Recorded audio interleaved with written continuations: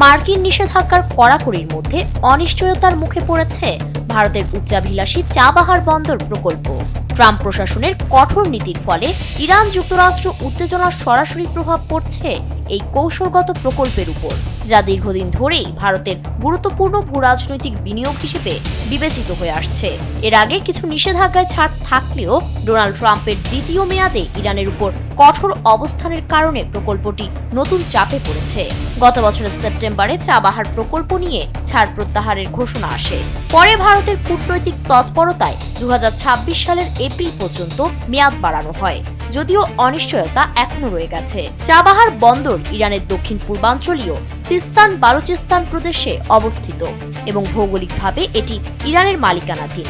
কৌশলগত কারণে বন্দরটি ভারত ও ইরানের যৌথ সহযোগিতায় উন্নয়নের আওতায় রয়েছে। জানা গেছে, নিষেধাজ্ঞা ছাড়ের শর্ত হিসেবে ভারতকে চাবাহার বন্দর প্রকল্পে কার্যক্রম সীমিত করার প্রতিশ্রুতি দিতে হয়েছে।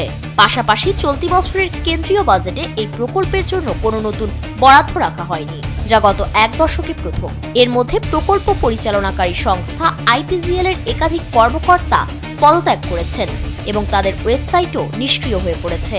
বিশ্লেষকদের মতে, মধ্যপ্রাচ্যে চলমান উত্তেজনা ও মার্কিন নিষেধাজ্ঞা অব্যাহত থাকলে চাবাহার প্রকল্প বড় ধরনের ধাক্কা খেতে পারে। ফলে এখন প্রশ্ন উঠছে, এই পরিস্থিতিতে ভারতের পরবর্তী কৌশল কি হবে এবং চাবাহার প্রকল্প কোন দিকে এগোবে।